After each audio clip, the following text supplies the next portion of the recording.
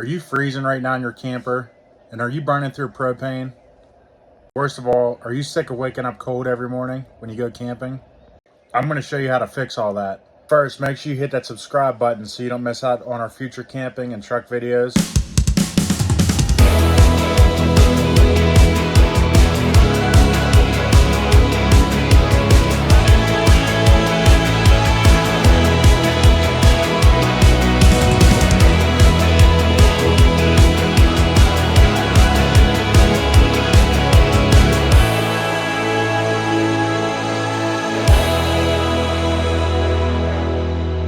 So for those of you that don't know, we've been full-time RVing for about 7 months now.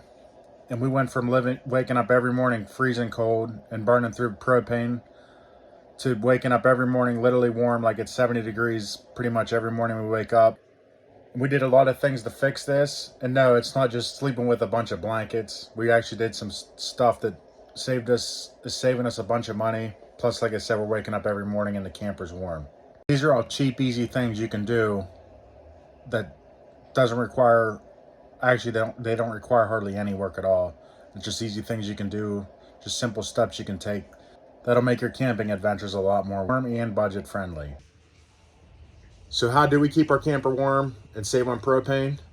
I'm going to get into some other things later, but I'm going to start basically at the most effective things and work our way down. Now, a lot of these things are really close in effectiveness, so make sure you follow through to the end.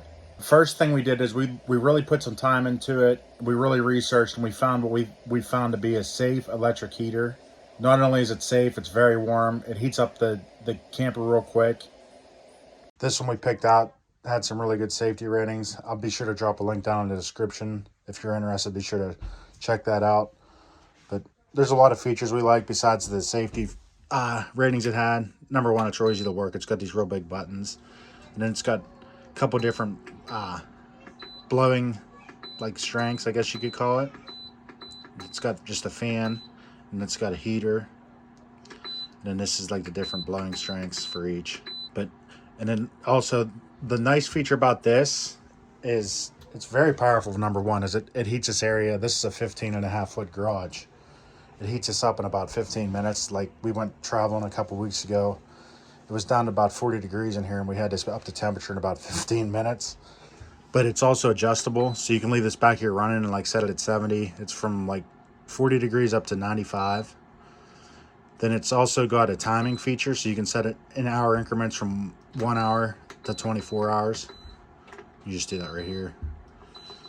And then it also has a, like, I guess it's called an oscillating feature on the fan. It blows like side to side. So if you're looking for a heater, I'd highly recommend this one. Like I said, there's a link for it down in the description. One thing to keep in mind with electric heaters, and really anything in general that you're using on your RV, anything that you can convert from something else to electric, most times will save you money. And this is because in almost all RV parks, you don't pay for electric. There's only been one place where we had to pay for electric, and it was because we were staying there more than a month. But even in those instances, what we noticed, even when we did have to pay for electric, was our electric bill didn't go up as fast as our propane bill went down. So it was still a net savings.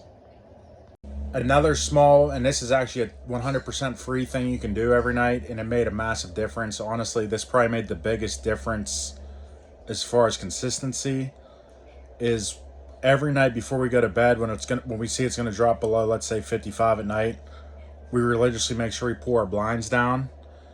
And this keeps the cold air from coming through the windows. These windows don't have a very good insulation rating.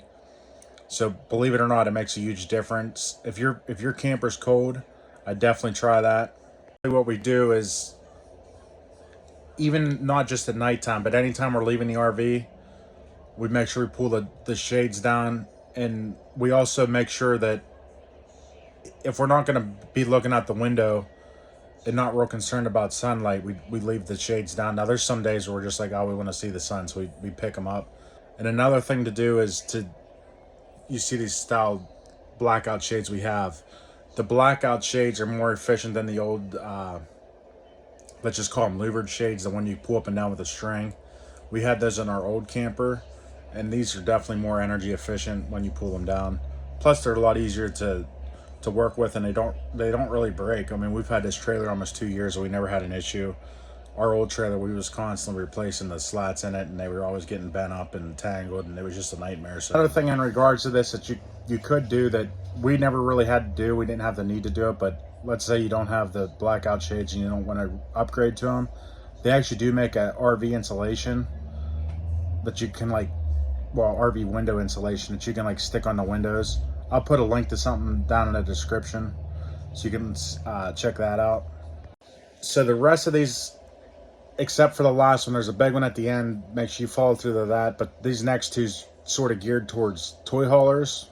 And the reason is in a toy hauler there's divided sections. Like our toy hauler's got, basically let's call it 4 sections. We got our main kitchen area, the garage area with where our kids sleep with beds, and then we got our front suite, plus the bathroom is what I'm considering the 4th area. In the garage area in the back of the toy hauler, if you got people staying back there, actually a way of insulating that cheaply is if you buy like a cheap rollout rug, that'll sort of insulate that, and we notice a difference when we put that back there. And you can do like 2 or 3 layers too. We never did that, but the more layers you put on it is effectively the more insulation you put back there. And then another thing, if you have a toy hauler, keep mindful of if someone's sleeping back there or not, and see if there's a way to redirect your HVAC system to either put that more heat back there or take heat from that's going back there and bring it back towards the front. Most of the toy haulers on the market are not very well insulated back there. To my knowledge, the only one that's really good insulated is the Seismic and the Momentums. We have a Forest River. It's decent, but it's nothing. We've been in the Seismic and the Momentums, and the floors in them just crazy. So that's kind of where the rug goes in. But you want to try and keep away to either, if you're not have anyone sleeping back there, block that off, close the door, and try and figure out a way to shut the HVAC system off back there. Or if you got people sleeping back there, you want to try and figure out a way to redirect the air from other parts in the trailer to that rear section. And the way we did that is we've found closable floor vents that would fit in the kitchen. They're kind of dirty now, and they're closed because my kids are in there. But if you look here, this vent, I don't want to open it because all this dirt will fit in here. But this knob here will allow these louvers down in there to open, and that would make air come into the kitchen. Well, I actually bought these and put them in there to block the airflow off, to put more airflow back to my kids' room in the toy hauler section. So there's just little things like that you can do also. You don't want to invest in that, you just want to see if that's going to work. You could just, basically what we did the first time to see if it was, how big of a difference it was going to make, was we cut a few pieces of cardboard and just stacked it on top of there and set a trash can on top of there to keep the weight down so it would push the airflow back into other parts of the trailer. And we did notice enough difference to spend money on those vents. So the last thing, and this is honestly probably the most effective thing you can do, but it's also the most expensive thing you can do, and this will work on any trailer, is you can upgrade your AC units to what's called a heat pump AC unit. What I mean is actually upgrade your AC unit, the thing on the ceiling up there, upgrade your AC unit to what's called a heat pump, which lets it cool and heat. These do use more power sometimes, but sometimes they don't. You got to kind of spec out your trailer and see what you have and check compatibility. Make sure your wiring going from your fuse panel up to there can handle that load rating, or you're going to be constantly tripping breakers. But if you can do it and you did all the things that we said and you're still having trouble, that would be the next thing I would try. I've never heard, when someone put a heat pump in, I've never heard of anyone having issues after that, even on not very good insulated trailers, unless you have one of those pop-ups where like you're kind of sleeping outside. I'll drop a link to one of those down in the description also, but like I said, make sure that'll fit your trailer and is compatible with what you have, not only wire wise going to it, but also size wise. There's like a bunch of different AC units, so make sure what I have linked in the description will work with you. Basically, I'm just putting this link up here so you can see what it looks like. Another thing we do is we not shut it completely off, but we turn our propane down when we leave the trailer during the day if no one's going to be here, or really anytime we leave for an extended period. Now keep in mind, you're going to burn more propane coming back up, sir. If you're only going to leave for an hour or so, you're probably going to end up burning more propane. But if you're going to leave for like 8 to 10 hours, I'd turn it down, and you'll save a little bit of propane over time.